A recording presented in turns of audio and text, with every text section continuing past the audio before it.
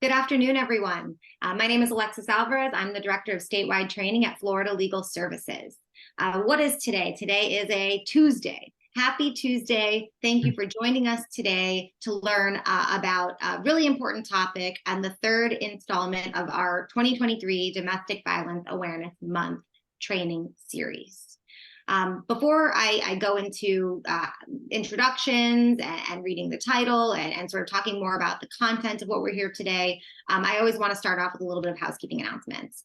This webinar is being recorded. A copy of that recording will be sent to you all via Zoom in 24 hours. That email will come from Zoom, not me. So if you are looking for it in your inbox and you can't find it, type in Zoom, but of course you can always email me and just say, hey, Alexis, can you send me that recording? Most of you know I'll definitely get it to you right away. I'm going to pop my email address into the chat after I stop talking. Jot it down, reach out to me for anything that you need. Second piece of housekeeping announcements. CLE credit.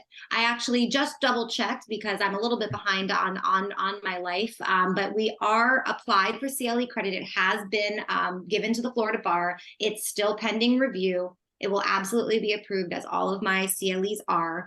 So I will provide that CLE code as soon as I receive it from the Florida Bar. All of you who are registered here, whether you're attending or you simply registered, I have your emails, and you will receive an email from me once I receive that code to get your CLE credits for today's session. Third piece of housekeeping announcements is questions and answers. Please let us know what you're thinking. It's really hard when you're in the virtual vortex. I know I say this all the time. Maybe I'm trying to make myself feel better, but talk to us. Put your questions into the chat, put it into the Q&A, put it in wherever you'd like. I will make sure I monitor those questions and present them to our speakers here today. Final piece of housekeeping announcements, closed captions. They should be enabled. And I lie. Did I not enable them like I said I was going to? Didn't I say if I don't do this now? Here we go. Let me see. They might have already been on. If not, they certainly are on now. The closed captions have been enabled for anyone that might need that extra accessibility. If you're having any trouble making those closed captions pop up, please feel free to chat me independently or email me after I put my email into the chat. That way I can help you. I know sometimes technology can be finicky. And so with that being said, I want to give you a warm welcome to our webinar today, From Victim to Victor, Victims' Rights Enforcement and Advocacy. And today, I'm beyond excited to announce the speakers that we have, because they do this incredible work on a regular basis. Today with us, we have Paul Yune and Pamela Weisberg, both with Coast to Coast Legal Aid of South Florida. And in no particular order, I will start with Paul. Paul has been a member of the Florida Bar for 11 years. He began his legal career as a law clerk for the Public Defender Service of the District of Columbia, and eventually relocated back to Florida to serve as a public defender, first for the 20th Judicial Circuit and then for the 10th Judicial Circuit. In the fall of 2019, Paul joined Coast to Coast Legal Aid of South Florida as a victims' rights attorney, and has been enforcing and advocating for the civil rights of victims of intimate partner violence in criminal cases in Broward County. Paul is also a member of the Broward Victim Rights Coalition and Broward Domestic Violence Council. We also have with us Pamela Weisberg. Pamela has been a member of the Florida Bar for over 15 years. She has been a private attorney with a practice concentrating in criminal and traffic law, served as an assistant public defender for the 17th Judicial Circuit, a law librarian for the Lamar Warren Law Library of Broward County, and is now a victims' rights attorney representing victims of intimate partner crimes in criminal cases with Coast to Coast Legal Aid of South Florida. And I know you all here who come to my trainings regularly are probably tired of me saying, but I'm so honored to share this space with former public defenders who transitioned into the legal aid world just like me. And I'm really proud and honored to showcase you and learn from you today. And with that being said, I am going to turn it over to Paul and Pamela. Thank you very much for being here. Thank you so much. Thank you for the introductions. Once again, my name is Paul Yune. I'm a staff attorney here at Coast to Coast Legal Aid of South Florida. As Alexis mentioned, I was formerly a public defender for a couple of circuits.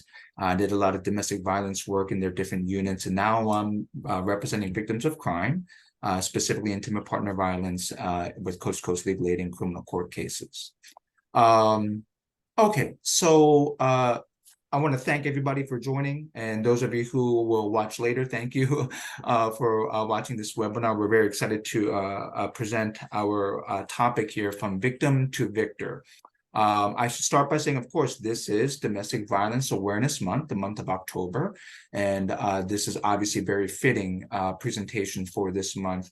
What Pam and I do, once again, is we are out there in the criminal courtrooms advocating for and enforcing our client, the victims of domestic violence, their rights in criminal court cases. So with that being said, once again, the title of our presentation here is From Victim to Victor. We're going to discuss victim rights enforcement and advocacy. Before we get into that, of course, I got to get some disclaimers out of the way here real quick. This presentation is not intended to provide specific legal advice. Information in today's presentation is current as of October 24th, 2023. This PowerPoint may not be reproduced, distributed, copied, or cited in whole or in part without Coast to Coast Legal Aid of South Florida's written permission. For more information, please feel free to visit our website at www.coasttocoastlegalaid.org or give us a call at 954-736-2400. All right, so just a little bit of a background of how we got started and who we are. Coast to Coast Legal Aid of South Florida, CCLA. The Victim Rights Project began when the National Crime Victim Law Institute, the NCVLI, launched a National Victim Rights Enforcement Project called RISE, which stands for Rights in Systems Enforced. After receiving a grant from the U.S. Department of Justice Office for Victims of Crime in 2018, Coast to Coast Legal Aid of South Florida was one of the 6 sub-grant recipients of this project. So just a little bit of background information here. So Pam and I are both part of the family law unit here at Coast to Coast Legal Aid. And prior to Coast to Coast receiving this grant for Victim Rights Project, they still do, of course, handle injunction cases, divorce cases, paternity petitions as well, and other aspects of family law cases. One part that was missing was the criminal part of this family law unit. And what I mean is that oftentimes, as though those of you who are practitioners there who are maybe criminal defense attorneys or understand how these cases work in family law, oftentimes there's a domestic incident. And 2 cases can arise out of one single incident, sometimes 3, sometimes 4. One of the we call them companion cases that a victim of domestic violence will contact law enforcement, and that begins the criminal case. But they will also sometimes get advised to file an injunction against the perpetrator or the accused. And so Coast to Coast Legal Aid was able to handle the civil restraining order, the injunction type cases, or the divorce that may come about from the incident. But the criminal part was the one part that was missing, criminal advice and counsel regarding the victim's rights and how to proceed. So that's how this project came along here. And it really completed the family law unit and what we were able to do for victims of domestic violence. I always tell people we're kind of a one-stop shop in a way for victims of domestic violence, and we can help address so many of the different issues that come about from a domestic incident.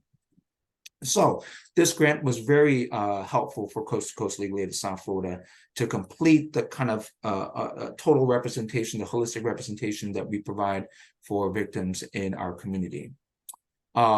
Now, the NCVLI grant ended, but we were able at Coast to Coast Legal Aid to continue the Victim Rights Project after receiving a grant from the Victims of Crime Act, VOCA, and we are still able to have our Victim Rights Project continue. Specifically, just I want to make sure everybody understands that we represent victims of intimate partner violence, usually it's domestic in nature, and also elderly victims of crime, and assert their civil rights during criminal proceedings at no cost to the victims. So that's a little bit of a background information of who we are and how we got started.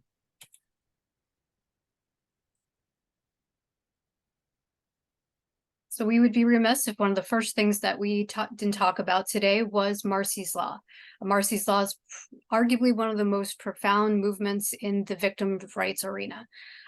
So who is Marcy of Marsy's Law? Well, Marcy was Marcely Marcy Nichols of California. She was unfortunately murdered by her ex-boyfriend after being stalked. Her parents had laid her to rest, and he was arrested. And then a week later, they walked into a grocery store and came face to face with the accused murder of their family member, of Marcy. They were not aware that he had been released. They knew he had been arrested, but they didn't know he had been released. They certainly didn't expect to see him face to face in their grocery store. They had actually just come from visitation of her grave. This was a very traumatic moment for the family, and they were appalled that nobody had told them that he was out. So the brother of Miss Nichols went on a campaign and started a program called Marsy's Law. And the Florida voters decided that they should have it here as well. And January 8th of 2019, the voters, it became effective after the voters passed it, and it is now part of our Florida Constitution. So let's get some definitions out of the way. First, we've mentioned domestic violence. It is Domestic Violence Awareness Month. So what does Florida law define domestic violence as? Well, domestic violence is any assault or aggravated assault, a battery or an aggravated battery, a sexual assault, sexual battery, stalking, aggravated stalking, kidnapping, false imprisonment, or any criminal offense that results in physical injury or death of one family household member by another family or household member. Now, the term family or household member does have a specific legal meaning as well. In Florida, that means spouses and former spouses, persons related by blood or marriage, persons who are presently residing together as a family or have done so in the past. And if the persons who are parents of a child in common, regardless of whether or not they've ever been married. And with the exception of the persons who have a child in common, the family or household members must be currently residing in the same household or have in the past resided in the same household. And who is a victim? According to Florida, the Florida Constitution, Article 1, Section 16, which again is also known as Marsy's Law, a victim is a person who suffers direct or threatened physical, psychological, or financial harm as a result of the commission or attempted commission of a crime or delinquent act. The term victim includes the victim's lawful representative, the parent or guardian of a minor, or the next of kin of homicide. So it's important to know that not only the person who was physically affected by the crime is considered the victim, it can also be the next of kin or a parent or a guardian, especially in the cases of a homicide victim.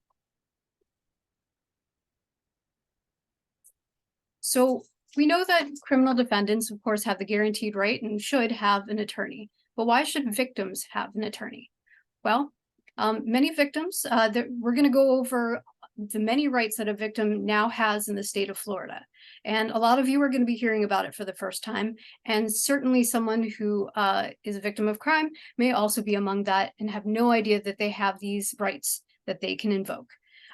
They also often have legal questions and ask for legal advice, but they can't turn to a prosecutor for legal advice. They're not permitted to, and they aren't their lawyer. The client of the prosecutor is the state of Florida, not the actual victim of the crime. And a judge can't give legal advice from the bench, and victim advocates, who are incredibly essential, are oftentimes not lawyers and therefore cannot give legal advice.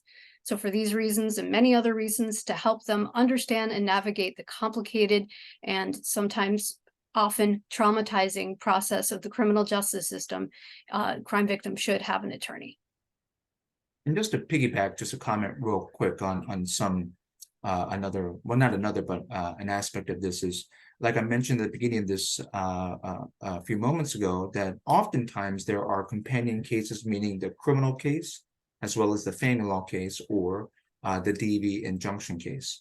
And oftentimes what Pam and I have to do is, once again, as she mentioned, a lot of these victims of crime have no idea that these rights are out there. They have no clue. They don't know how, even if they do, they don't know how to invoke them, how to enforce them. I kind of explained it this way. You can give anybody a bunch of all the tools and everything they need to build a house, but if they don't know how to put it together, it's meaningless. And that's exactly the point of these victims' rights, that even if a victim knows that these rights may be out there, it's meaningless if they can't enforce them, if no one can advocate for them, if they don't know how to do so. So it's critical that we get the message out there, or get the information out there to victims of crime that these rights exist. And also, as Pam mentioned, the prosecutor, oftentimes when we deal with a victim, they initially think that the prosecutor represents them, and we have to clarify, we have to make it very clear to them that that is not the case.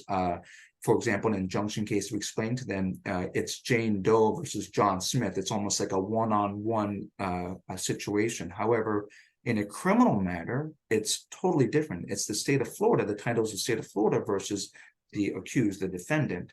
And in between is the victim, who's kind of, not in limbo per se, but without representation, it's kind of put to the side and thought of as evidence by the prosecutor as opposed to a client. So that's why it's very important that two things, that victims know that they have these rights, but at the same time, as the title says here, why should they have an attorney? Because someone can be there to enforce the rights and guide them throughout the process. So this is a nice little segue. Okay, we've been talking about rights here. We titled this presentation from victim to victor.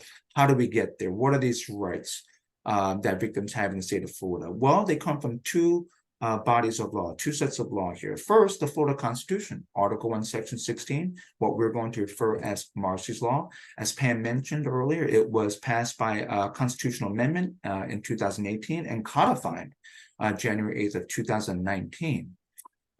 That's a lot of the enumerated rights that we work under, that we advocate for, and that we enforce is under the Florida Constitution, Marsy's Law. However, there's another body of law where victims have, where rights come from for victims of crime, and that's Florida Statute 960.001. This actually predates the Florida Constitution codification of Marsy's Law. But what you'll see here, there's a theme ever since Marsy's Law came into place. There's been an effort through the legislature to solidify victims' rights in the state of Florida. And one of the first steps that we saw, and they continue to do at the legislature, is to make sure that the language is consistent between the Florida Constitution, Marsy's Law, as well as the Florida statute, so that once again, to solidify the rights that belong to victims in a criminal case. And before I go any further, I just want to make sure if there's any question out there. These rights, once again, it may sound trivial, but just to make sure, these rights are specifically to the criminal case. Oftentimes, I will speak to someone who asks if these rights also can be enforced in the DV injunction case. No, these are strictly under criminal cases. Okay, so we have the two bodies of law, and let's now discuss what these rights are. This is kind of the meat and potatoes of the presentation here. Now, what you'll see here, and I think the legislature did this well, in a way, is that they kind of, in the Florida Constitution, the enumerated rights, they kind of split them up. The first subset you'll see in the next couple slides is rights that are entitled to the victim. So as it states, every victim is entitled to the following rights, beginning at the time of his or her victimization. You read that language, that clearly means these rights are not entitled to the victim if a criminal case is filed. It doesn't mean if a defendant is arrested or the accused is arrested. It's at the moment of his or her victimization. What are these rights? The running theme you'll see here, and it makes sense, is that once there's victimization, how do we protect the victim? And that's what these rights are that they're entitled to. It's about protection. So the first right you see here is the right to due process. That goes without saying. Every victim has a right to due process through the criminal justice system. as well as to be treated with fairness and respect for the victim's dignity. Oftentimes, as Alexis introduced us, I was a public defender for many years, and I was in the domestic violence unit as a public defender. And one thing, if you were defense attorneys out there, you may understand this, or know this, I should say, is that if there's a victim-oriented case, how can we get the victim kind of out of the way so we can just deal with the state attorney and resolve this case with the best interests of the defendant in mind? When I think about that, this right makes sense, to be treated with fairness, with due process, fairness, and respect, because oftentimes to have a victim pushed to the side is not treating them with fairness, right? And it's almost, sometimes it'll affect the victim's dignity as well. I'm the victim. How am I not being included in this? Where is my say? So that right's very important to put out in the forefront, that victims should be treated with fairness, respect, and for their dignity. Also, the right to be free from intimidation, harassment, and abuse. In a criminal case, this right obviously attaches at the moment of victimization. But let's say an offender was arrested and they're going to go through a magistrate hearing, especially for domestic violence cases. They're going to have to face the judge within 24 hours. Each circuit, I know I worked in other circuits, they called it a first appearance. We call it magistrate hearings here. But 99.999% of the time, the magistrate judge or the first appearance judge will order place a no contact provision between the defendant and the victim. And that is great regarding this right, of course, to be free from intimidation, harassment, and abuse from the accused. But if you look at the right underneath that, it's also to be reasonably protected from the accused and anyone acting on behalf of the accused. And what Pam and I do, specifically in domestic violence work and intimate partner violence work, we've seen it too often where our clients will let us know that someone on behalf of the accused, the defendant, or the defendant him herself, will reach out and try to intimidate, harass, coerce the victim into not cooperating with the state's case. Once again, this is for the victim's protection from the moment of victimization. So that's why these rights are critically important to the safety of a victim. Was there a question? Yeah, a question did come through. A couple comments. We can save those to the end, but someone did ask, I would like some clarification, please. When it states that the victim is to be treated with fairness and respect, free from intimidation, etc., does this apply to how the defense attorney treats the victim? Absolutely. Absolutely, 100%. So we all know, once again, coming from formerly a defense attorney has every right to reach out, contact the victim to see what their position is in the case. And that's interesting. That's a great question that came up that was just asked, is if you look at the next body of law here, Florida Statute 960.0011 sub W, this is interesting here. This is just enacted July 1st of this year. Victim's right to candor, and this is kind of in line with the comment or the question that was asked. Each victim must be notified that he or she has the right, if contacted, to obtain information relating to a criminal proceeding by an attorney, investigator, or any other agent acting on behalf of the criminal defendant, and to be informed of the person's name and employer, the fact that such person is acting on behalf of the defendant. So, once again, that comment, that question that was just asked, the right to be treated with fairness and respect, part of that, even the statute here says, okay, look, if you would understand this way, part of being treated with fairness and respect is the fact that the victim needs to know who they're dealing with too, right? Are you the defense attorney? Who do you work for? Are you calling me on behalf of the defendant? And so on and so on. So once again, it's all there to kind of keep a victim protected and informed. Being informed is protection in a way as well.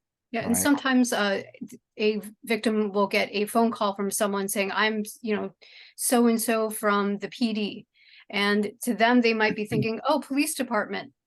This is a friendly person who, wants to help me with my case. But in actuality, they're from the public defender's office. So things like that, they need to be specific and not just say PD, say public defender, just even if they don't know the acronyms, just to say, I work for the defendant. I'm here on behalf of the defendant. And that can be really important to if a victim decides to speak with someone. Of course, that's separate from a deposition where they're subpoenaed, but a lot of times it's perfectly proper for a defense attorney to speak to a victim if they want to be spoken to. If they don't, then they'll have to seek the remedies through the court and subpoena, etc. Yes, it definitely applies to the defense attorneys as well. Awesome. Thank you. No further questions at this time. Thank you. So once again, a few enumerated rights. There are others here, but what we are highlighting are the ones that seem to be applicable in almost every case that we've handled, cases that you may handle in other circuits throughout the state. Rights that they're entitled to for protection. And to continue here, a couple more here. Once again, this moment of victimization, the right to have safety and welfare of a victim and the victim's family considered when setting bail. Now we're kind of turning the page into, let's say the offender has been arrested and we're going to a magistrate hearing or we're going to a first appearance hearing.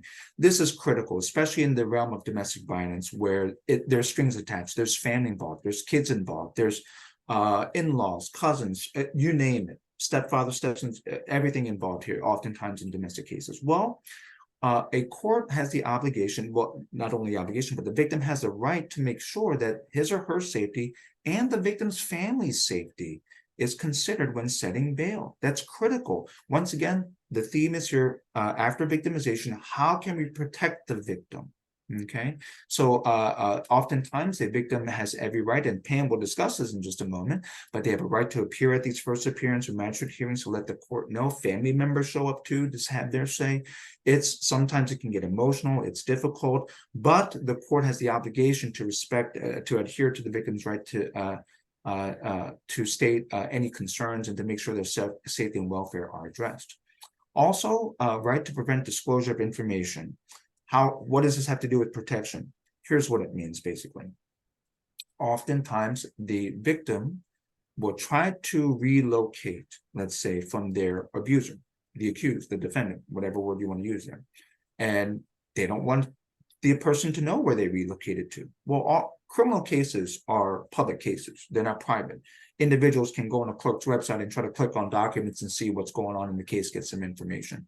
Defendants do that. Once they're released, they will go onto the clerk's website. Did he or she move away? Did he or she file some kind of new address? Yada, yada, yada. They'll try to find information. Well, victims, because of those concerns, have the right to prevent the disclosure of their information. What here at Coast to Coast in our 17th Circuit, what we were able to do at Coast to Coast Legal Aid is, back when we began this project in 2019, we were fortunate to work with the Clerk of Court's office here, and we were able to draft our own request for non-disclosure form. So what happens is that we will, as an attorney who's been retained, review the case, see if there's any information that may identify our client or so on. And what we'll do is advise our client of his or her rights, the prevention of disclosure of information, their safety concerns, and so on. And then what we'll do is have our client sign the request for non-disclosure. So it's a verified form. We file it with the Clerk of Court's office, since they've already agreed that this is an acceptable document, a request. And then we work with, if it's a felony case, the felony division of the Clerk of Court, or a misdemeanor division with the Clerk of Court, and they will go ahead and redact the information that we are requesting to be not disclosed. I've seen other circuits have these types of forms as well, on the clerk's website and so on. So, but this is critical for a victim's safety concerns, that their information remains confidential. That's the key word. They're confidential. Interesting case here. I just want to comment on briefly: City of Tallahassee versus Florida Police Benevolent Association. This is the only case, well, the first and only case that is even now currently at the Supreme Court. It's reached the Supreme Court. Just a little bit of a background. What occurred in this case was law enforcement were called to a scene. Shots were fired. There may have been someone injured or shot due to the gunfire. There were bystanders, and what they did was, according to the case, they began to verbally and some physically attack the officers. In turn, what the officers did was they invoked Marcy's Law and said, hey, we're victims of crime because of what the bystanders did to us while we were doing our job. We want our information to remain confidential because we are invoking Marcy's Law. We're victims of crime, so we don't want people to know what our names are, our addresses, and things of that nature. That has gone through the appellate process, and now it's with the Supreme Court. The Supreme Court has heard oral arguments, but have yet to hand out an opinion. We who do this work at Victims' Rights Law are very interested to see how the Supreme Court of Florida addresses this, because at the end of the day, however the Supreme Court rules in a favor for the police or against, that's one matter. But we want to see if the Florida Supreme Court will issue an opinion that solidifies victims' rights. This is a first impression. Here is what we know from the Florida Constitution, and really give some oomph to the enumerated rights that belong to victims. We're hoping that's part of the opinion. So we're eager to see when that opinion comes down. But if you're interested, that case is with the Supreme Court at this time. Also, just another brief comment about victims of sexual assault, sexual violence. Obviously, all victims of crime are entitled to these rights. However, there are additional subset of rights for extra protections for minor victims of crime, also sexual assault victims. And what happened, once again, the theme in the legislature has been that they're trying to solidify victims' rights in many respects. I think maybe a year and a half ago, Senate Bill 98 was introduced. It was titled Victims of Crimes of Sexual Violence or Exploitation. What they were trying to do was address the confidentiality information of sexual offense victims. That was withdrawn, and I think they tinkered with it a little bit. And as of October 9th of this year, they reintroduced Senate Bill 138, now this time titled Protected Information of Sexual Offense Victims. Once again, we wanted to just comment on this to show that the legislature is trying to address victims' rights in so many aspects, all different levels of victims, so to speak, to make sure they are protected. So that's an interesting thing that we're keeping an eye on in the Florida legislature, and to see how many more bills are submitted to committees to enforce, to help solidify victims' rights. So once again, some enumerated rights that victims are entitled to at the moment of victimization. I think I'm going to turn it over to Pam now, so she can talk about this. Yes. So there are rights, of course, that attach at the time of victimization, and there are other rights that are available upon request. These rights generally deal with participation in the criminal justice system. They're upon request because not every victim wants to participate in the criminal justice system. Some want to have nothing to do with the case. They don't want to have anything to do with the person who they say hurt them. They don't want to go to hearings, etc. But some are very active. Some are very much interested and want to be part of everything that they're permitted to. Now, a victim is not a party to the case. As we said earlier, it's not like an injunction where it's person versus person. This is state of Florida versus the defendant. But they have an important role. Right now, it's somewhat relegated to just being a witness or a piece of evidence, but their interests are implicated throughout this process, and these rights, if they choose to exercise them, can help them participate. One of the first ones that we'll discuss is the right to timely notice to be present at and to be heard at all public hearings involving the criminal conduct. This means going to the bond hearing if they choose, arraignments, calendar calls. They can find out what is happening in real time. One thing that has come out of these past dark years is the rise of Zoom and other virtual platforms being used so that victims can now participate and attend hearings from the comfort of their own home. Not only do they not have to deal with the traffic and the parking and finding the courtroom and etc., a lot of the times victims don't want to be in the same room as the person who they say hurt them.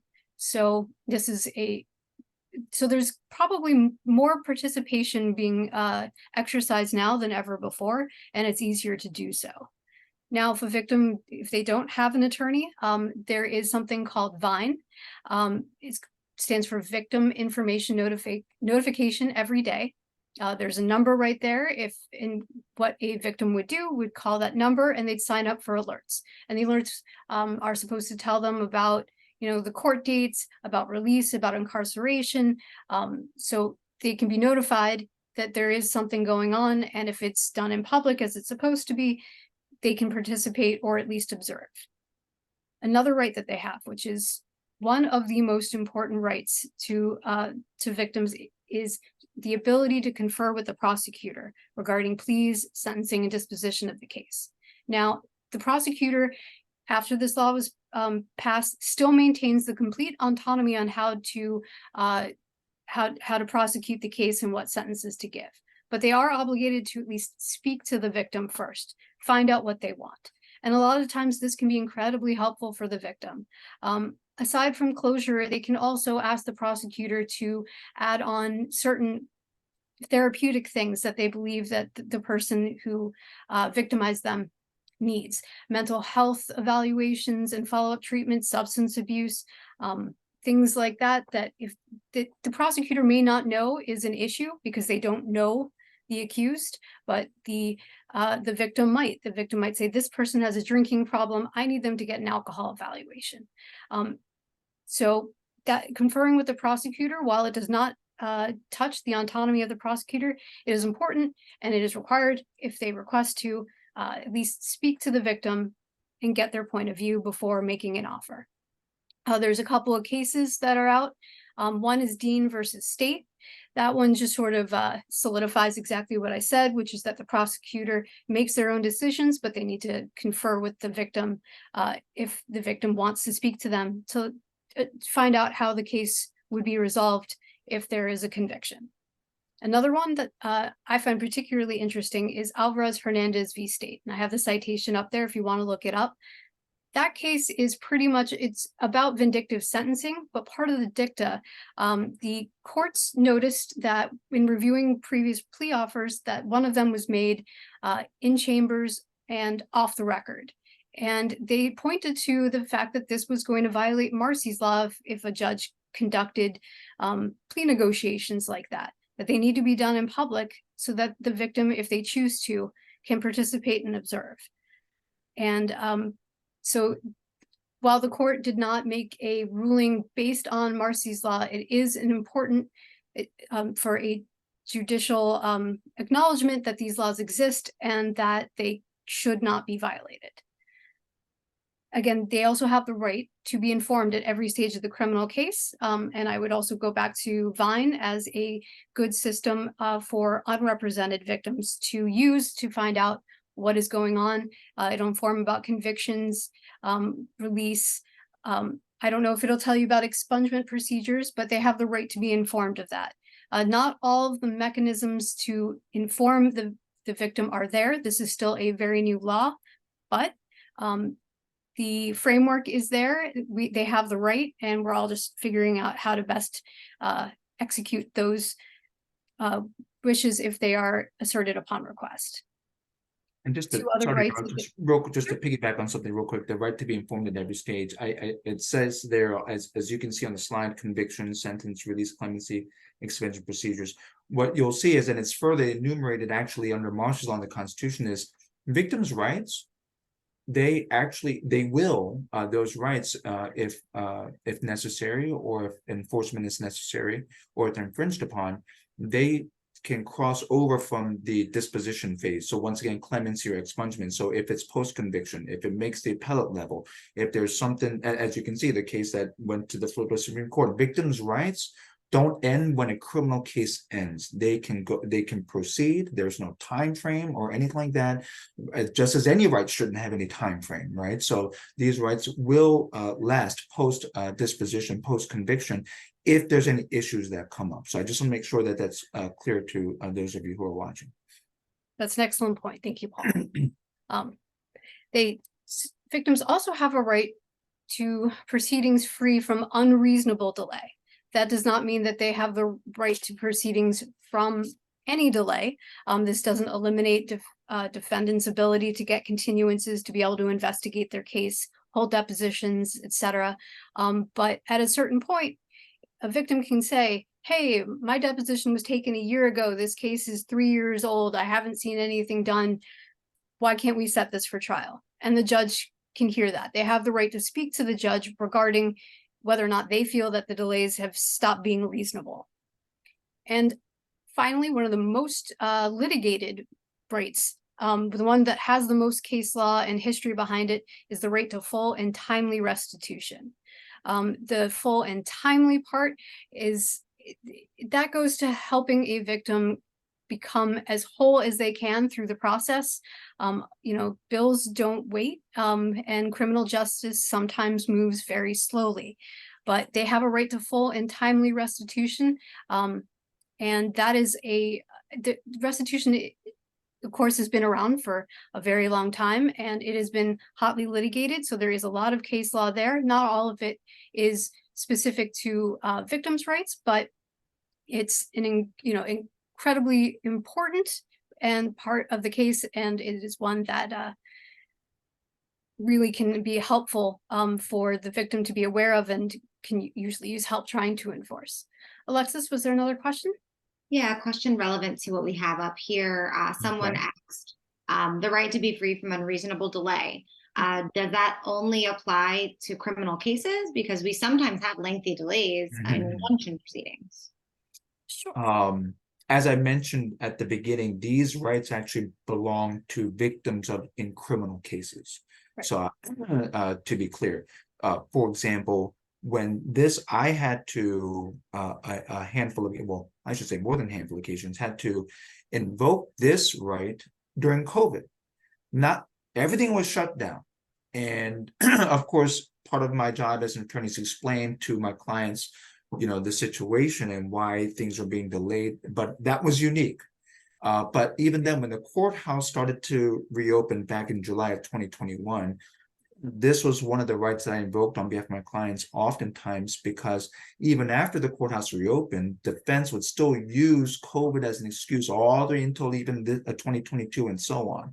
So in the realm of criminal cases, that right to unreasonable delay, that's where it applies, and that's especially during post-COVID, it was when it was really used on my end in many cases. Also, I want to just briefly comment on the full and timely restitution.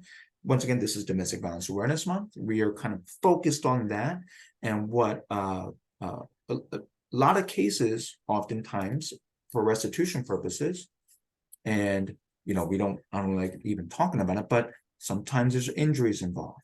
The victim has to go to the hospital or emergency room or whatnot. Well, those medical bills that are incurred out of pocket, a deductible or whatnot, that's part of restitution, and that's critical. We titled this from victim to victor. That's part of the victory for a lot of victims of crime, to somehow be made whole again in different aspects of their victimization. Also, oftentimes we read cases where, let's say there's a domestic incident, the first thing that the offender does is grab the victim's phone so that he or she cannot call law enforcement. They'll smash it, throw it against the wall, on the ground, smash it on their knee. And once again, restitution. Phones aren't cheap. They're $1,000 sometimes. And that's oftentimes the type of restitution specifically that victims in these scenarios are seeking, to damage the property, and also for medical bills. So I just wanted to, that's the usual restitution that we deal with in our cases. So the real question is, does Marcy's Law have any teeth? And to be perfectly honest, that remains to be seen. This is a very new body of law, and it hasn't been tested in the courts yet. Not very much. We've got a few cases, including the one that we talked about that's going to the Florida Supreme Court, but it hasn't quite been tested yet. However, this is typical of new bodies of law. If you look at the history of the criminal defense laws, there wasn't a right to a public defender until Gideon versus Wainwright. There are specific laws, a lot of Brady, and here in Florida we have Giglio. These were incredibly important rights that the defense have, but they didn't have until somebody pushed back. And so what we're asking for you guys today is to join us in pushing back when you see an infringement or a violation of a victim's rights. If you're representing a victim, litigate it. There's only so much that the legislature can do. Each case is unique and has unique facts and circumstances, and sometimes issues arise. And when you see this happen, it is so important for you to file a motion. And if you feel that that motion or order was incorrect, appeal it. That is the only way that we're going to find out if these things get any teeth, is that we push it through the system. There is one great example of a pushback causing and having some teeth. There is a case, the defendant's name was Adnan Saeed. You may have heard of it if you're a podcast fan. There was a podcast called Serial that came out. In that case, it was a murder case, and the defendant was convicted, but later exonerated. And the exoneration took place without notifying the family of the victim. So they convicted him, they exonerated him, they released him, and then when the family said, hey, we never got to speak at any of these, nobody told us what was going on, they had to re-convict him in order to give the victims a chance. And that causes re-traumatization not only for a defendant, but also for the family and everyone else involved. It also that's an incredible amount of expense that was taken that could have been avoided if they had just honored the victim's rights the first time.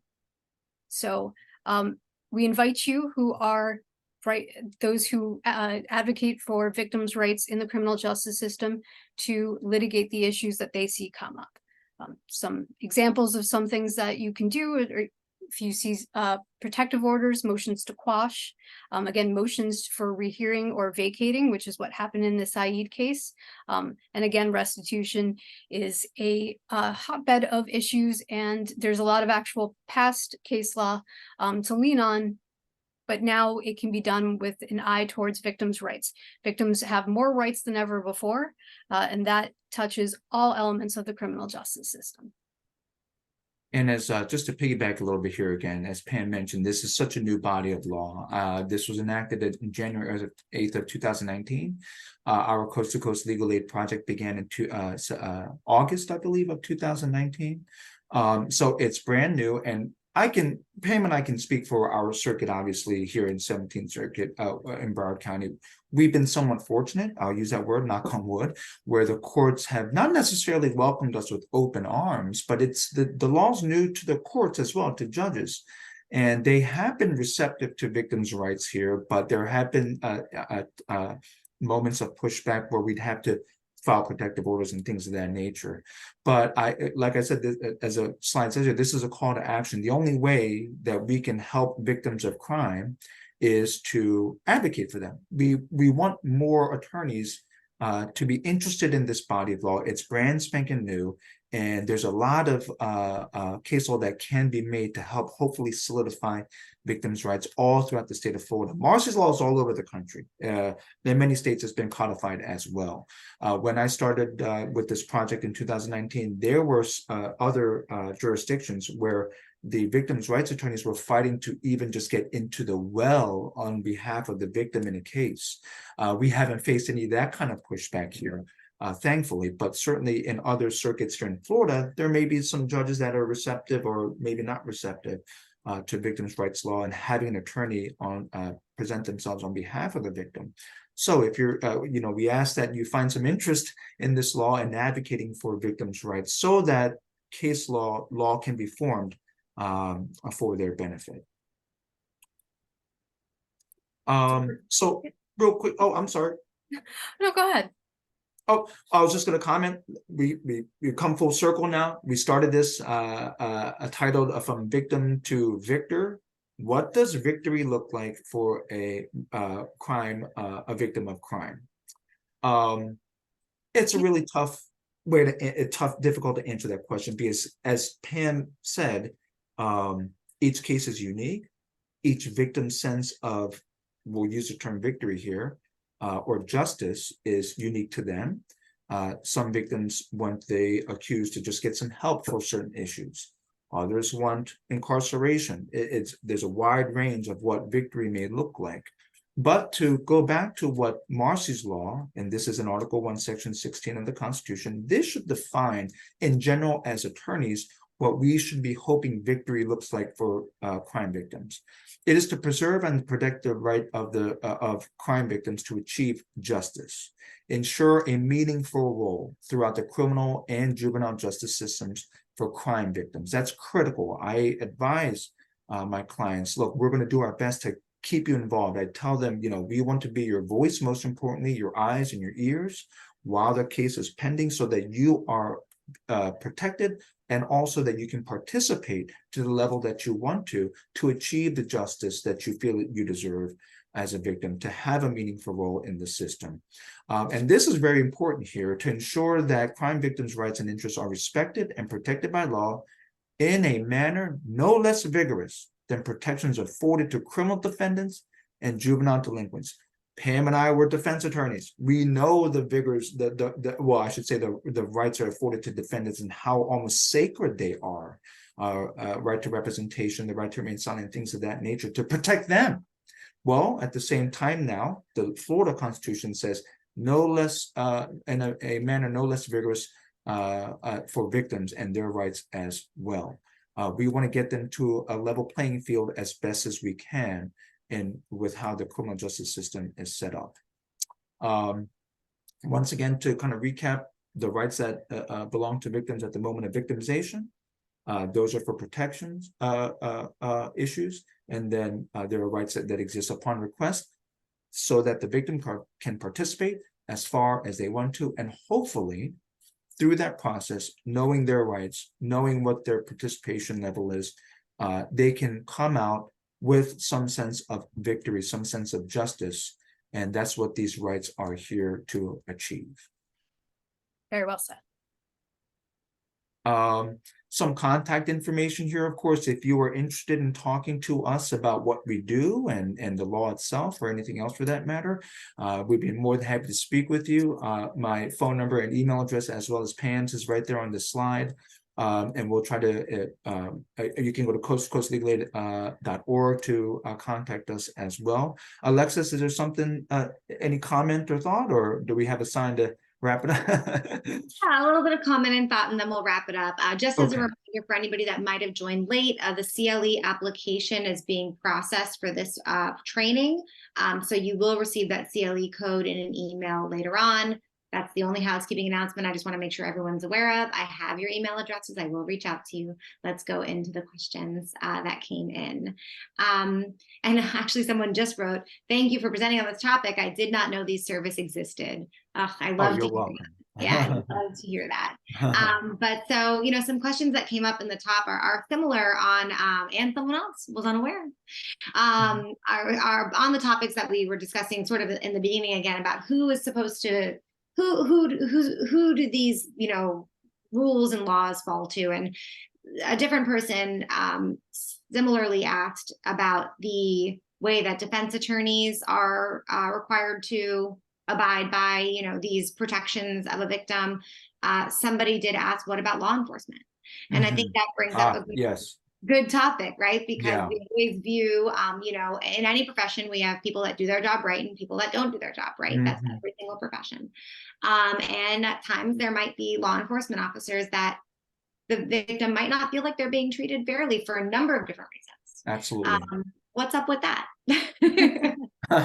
So yes, that is very real. I've had many cases where the initial conversation begins, well, law enforcement didn't really care to, we'll start with that topic real quick. And as Alexis mentioned, Pam and I have been in criminal defense work. We know most law enforcement are well-intentioned and do a fantastic job out there. But obviously there's, like Alexis said, there's some good and there's some bad. But one thing I tell my clients sometimes is that this is just a random system. Sometimes you'll get a good officer who's attentive to your rights, who will treat you with respect and dignity and so on, and some that don't. Unfortunately, that's somewhat of a crapshoot. But what I'll say is this, at least for our 17th Circuit here, one thing that has been permeating for the last 4 years is that the Broward Sheriff's Office and the municipal police departments, we've actually worked with them to train them on these laws, believe it or not. We've had presentations in front of them, as well as when our project first began with the courts as well, so that they know these rights and will pay attention to them just as we want to advocate for them. And I think that's the starting point, to get out there, even with law enforcement, to deal with them. I'll have another slide here. I'll just put it up now if I can. So just want to comment on some of the services we provide here. Kind of low promo here for Coast to Coast Legal Aid South Florida. We have a family law unit, a senior unit, and as well as an economic advocacy and community health unit. Once again, just to say that there's so many issues that victims come to our office with, and we try to address all of them as best as we can. But this is what I wanted to get to. We are members of the Broward Victim Rights Coalition. We're also members of the Broward Victims Domestic Council. And what is fantastic in those situations is that we have monthly meetings, whether in person or Zoom. We have sheriff's office there, municipal police department officers, chiefs, victim advocates. We have a great partner that we have is Women in Distress in our 17th Circuit in Broward County. They're there. State attorneys are there. Judges are there. And what we do is we discuss how we can better represent and help victims of crime. And that's where, oftentimes we'll try to get the rights, explain the rights and kind of provide information to those different parts of the community, law enforcement, as the person was asking, so that they are aware of these rights. And what we've also seen is that now municipal police departments in 17th Circuit, as well as the Broward Sheriff's Office, it's in the probable cause affidavits. They are giving pamphlets, information about victims' rights. This is what you have right now, and they'll direct them to if you need a 5-day restraining order and so on. So there's a fertile ground where law enforcement is starting to get involved at the moment of victimization. That's key, right? The first responders are the law enforcement, the victim advocates, the EMS, and they're doing a better job, and they're really helping out victims of crime by getting to the scene and conducting the investigation and then giving information about their rights. So it's a groundswell. It's everybody's still working on it somewhat, but that's what slowly is happening with law enforcement. I'm on mute. And and quickly, someone did ask if they wanted to join the coalition. Do they have to be in Broward County? Is it really comprised of Broward County stationed folks? I can't say for sure. I'm sure they would welcome anybody who wants to join, but I don't know if there's any restrictions that it has to be an individual in Broward County or whatnot. But certainly, you're more than welcome to reach out to us, and we can get you in contact with the different organizations, and so that you can reach out to them. I can bring that up. Our office, we have many of our attorneys that go to the meetings. We can bring that up and say, hey, we got a question during this webinar where there's some folks out of our jurisdiction, out of our county, that are interested in your coalition. So absolutely, we hey, the more the merrier in these situations, right? We can always use allies. There you go. It takes a village. And so another question, actually, before we go into, there's 2 more questions. But before we go into that question, I want to say just today, it's my understanding that the Broward Domestic Violence Coalition awarded Coast to Coast Legal Aid's Victim Rights Program with their 31st Annual Outstanding Program of the Year Award. So shout out, credit where credit. Thank you very much. Thank you to the Broward Domestic Violence Council as well for the recognition. We're obviously very humbled and very honored. Thank you. Thank you. I didn't see that coming. Thank you, Alexa. You're welcome. And so last 2 questions that I do want to put out there. And someone did drop into the chat, folks, how to get over to the Broward Victims' Rights Coalition. You can reach out to them and see if you can participate. Yep. But so a question that came up early on was, let me find it.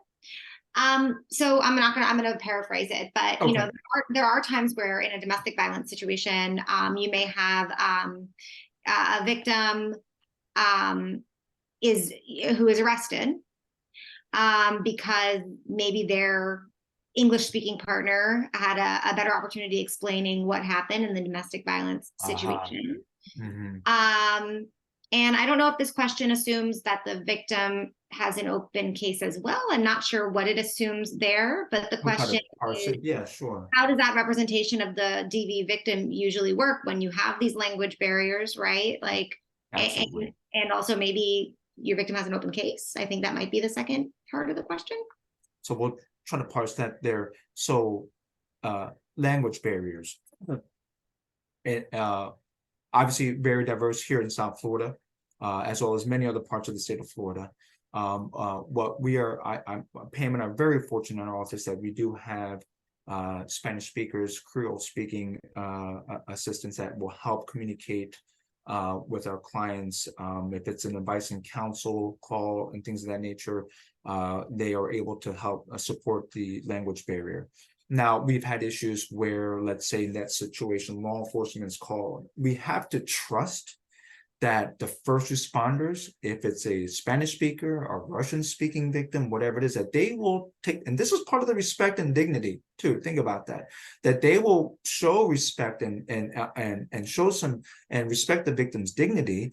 If they can't communicate to you, you have to trust that law enforcement do their job and having the right person there that can speak Spanish or Russian or Creole, whatever it is. It's so hard at the moment of victimization for us attorneys to be hands-on as well, right? We're not there yet. Our roles have not begun for that victim at that time, but certainly we trust that the proper parties will do their job the right way in addressing that situation. Now, if the second part of that, if the victim is arrested, I think if that was the question. And I might be imposing my thoughts on that Yeah. question. When I read it, I'm not sure if it's only focused on the language barrier, but I do Sure. think that's an interesting question for fodder. Sure. Yeah. If we've had situations where applicants have tried to that's a perfect situation. They don't speak English. The actual perpetrator falsifies whatever, tells law enforcement, unfortunately, they have to arrest the victim. Well, it's difficult, right? It's kind of read the situation, credibility issues. But what tends to happen is, number one, that gets weeded out. It does. I've seen it many times where the perpetrator will spitefully do something like this, have the actual victim arrested, or will actually go file an injunction before the victim does, so that they get one. It's a race to the courthouse. Yeah, race to the court. Thank you. Race to the courthouse. But more often than not, they will not cooperate with the criminal case. It's dismissed, or they will not show up at the injunction hearing. Dismissed, meaning the perpetrator. And then from that point on, if a case does come to us, we will do our due diligence in evaluating the situation to see if any rights were infringed upon, if there's any matter that we can help pursue. But that's all part of the initial consultation to see how we can help. We're going to help in any which way we can for our victims in Broward County. That's our goal. If there's something we can help with, we'll figure it out. We'll try our best within the rules and confines of what we work on. Well, the victims of Broward County are very lucky to have you all. So I have one final question. You may have already sort of touched on it, but I'm being I just enjoy what I'm thinking about and want to ask. You said earlier on in this presentation that the state, to the state, the victim is a witness, really. Yes. By rules and definition. I don't mean to disparage. I mean by rules. Exactly. And sure. What happens when you have that client that comes to you confused really about those rules, right? But also is looking at you, especially with your former criminal background, to give them legal advice about the criminal case. And how do you, it's almost maybe a professionalism question or an ethics question. What do you do? How do you handle that as a victim's advocate when, gosh, you do want to sort of get your hands in the meat and be like, okay, well, this is what's going on in the state, but you can't. How do you have that conversation with your victim or your client? We've been fortunate where since we've been doing this for about 3 or 4 years, here at Coast to Coast with our RISE project, we've forged a pretty good relationship with the state attorney's office and their DV units, domestic violence units. And in those situations, when we're advising a victim, let me take a step back. A lot of our job, and Pam, I'm sure you can jump on this as well, is it's guiding them. Like you're asking Alexis, it's the step-by-step guidance from the moment of arrest. Then it's the filing process with the state attorney. Are they going to file charges or not? If they don't, then this is what it means. If they do, then it's arraignment date and so on. So it's a lot of, I call it hand-holding. It really is. That's a bulk of our, I know my supervisor always says, you're always on the phone. Because it's a lot of just hand-holding, advising them, because victims, from the moment of victimization, they don't know who to ask, who to turn to, what questions to even ask sometimes. And so when they come through our doors, we are fully prepared to advise them every intricate step of the process, so that I always tell our clients, so that you can make the best informed decision for yourself regarding your victimization. That's the ultimate goal, right? Right. We don't instruct them how to help the state obtain a conviction. We explain to them what is happening, why is it happening. We explain the language that's used. Sometimes we'll show them a score sheet when they're going to talk to the prosecutor, and it's like, okay, well, this is what he's eligible for. These are the reasons why. This is why they can't put him in prison in misdemeanor court. This is why, you know, things like that. We're not litigating the case. That is the state attorney, the prosecutor's role, and we don't touch that role. They decide what evidence to put on. We don't tell our clients what to say, but we explain to them why they're being asked to say anything.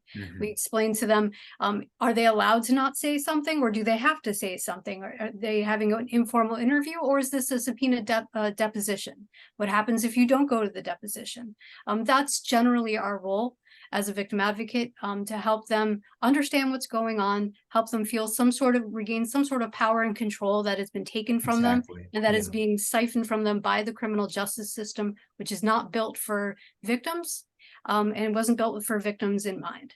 The system is for the defendants, for them to have justice, and nothing about these rights takes away from any of that, but it is important to remember that there is a real human being in some of these cases that is the victim. And that they need help and explanation, and they need to know what's going on in order for them to start, if they're ever going to heal, they have to get through this process. We try to make it as easy as possible on them, and try to make it as understandable, so at least they're not swimming in a world of questions and just feeling like things are being thrown at them for no reason. We at least try to explain why things are happening. And one thing I'll just say real quick is to help kind of explain that you can visualize it. Pam and I go to all the court dates for our clients, every single one, as long as we're not hospitalized or on vacation or whatever, or we cover each other. Someone's going to be there either in person or via Zoom. Like Pam said, the new normal, Zoom is so convenient for victims of crime to appear, and we do that for them, so that we are literally, our ears are to the ground. As attorneys know, who are in the criminal justice system, a lot of the work gets done when you're in the courtroom, just whispering with the state attorney or the defense attorney, trying to figure out what are we going to do with this case.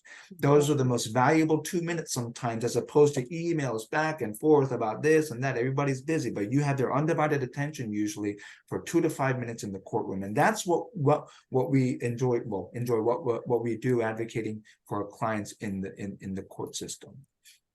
Awesome. Well, I'm gonna close this out quickly. I'm gonna take your screen sharing off. Okay, Paul? All right. I'm gonna just put it into a gallery mode. That way we can all sort of be present for our close off. But you know, so in the chat, we do have folks saying, thank you so much. Like I said, folks saying, I didn't even know this existed. And I agree. When I practiced, I was down in Miami. I don't think Miami has something like this. So it's very, very cool. It's very, very cutting edge. And I completely see the value, and I'm just incredibly impressed at the work that you do to protect our victims. And I'll bring it back to say, we're here today because this month is an honorary month for Domestic Violence Awareness Month. So especially on that note, thank you to all you do in the audience who does this work, and to our speakers here today. Anything else before we close out? No, of course, I just want to say thank you to everybody for your attention and joining this webinar. Thank you all very much. All right, everybody. Well, we'll see you at the next one. This session's been these sessions have been so great. I keep forgetting to put a plug in for the next one. I'm just so tuned in.